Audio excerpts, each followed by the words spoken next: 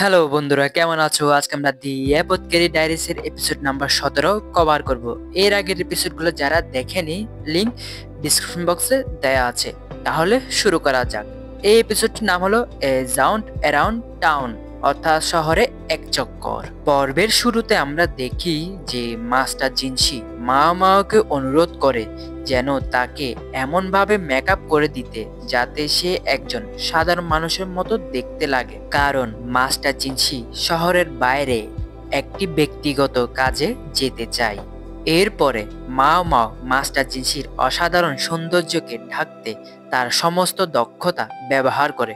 প্রথমে সে চেষ্টা করে তাকে একজন নারীর মতো সাজাতে, কিন্তু তাতেও মাস্টার জিনসিকে অপরূপ সুন্দরী দেখায়, তাই সেই আইডিয়া বাতিল করে। মাও মাস্টার জিনসির আসল পরিচয় গোপন করার জন্য বেশ কিছু কৌশল নেয়।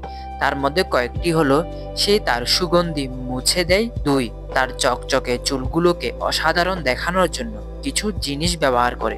3, তার পেশিবহুল শরীরকে মোটা দেখানোর জন্য সুইরেন এবং গাউসুনের সাহায্যে পোশাকের নিচে তুলো বা কাপড় ভরে দেয়।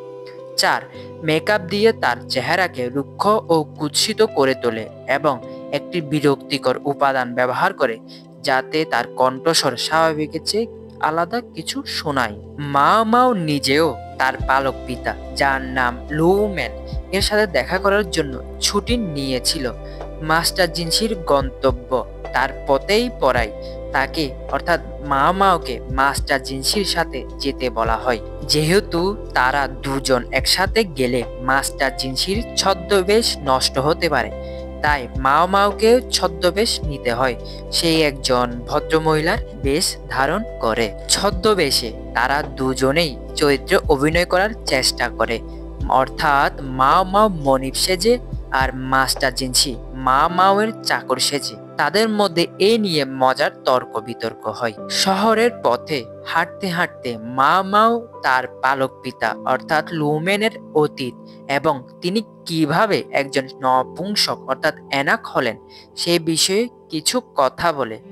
তাদের গন্তব্যে পৌঁছানোর আগে মাস্টার জিনসি একটি বিশেষ সরাইখানা ও রেস্তোরাঁ দেখে, যা দেখে মাও বোঝে যে মাস্টার জিনসি কেন ছদ্মবেশ নিয়েছিল। সরাইখানার কাছাকাছি এসে মাস্টার জিনসি মাওকে একটি অপ্রত্যাশিত ও কঠিন প্রশ্ন করে। সে জিজ্ঞাসা করে কিভাবে একজন বার বনিতার অর্থাৎ কার্টেসান মূল্য কমানো যায়। মাও সেটা শুনে প্রথমে রেগে যায় এবং ধরে নেয় যে মাস্টার জিনসি হয়তো তার ব্যক্তিগত কাজের জন্য সেখানে যাচ্ছে।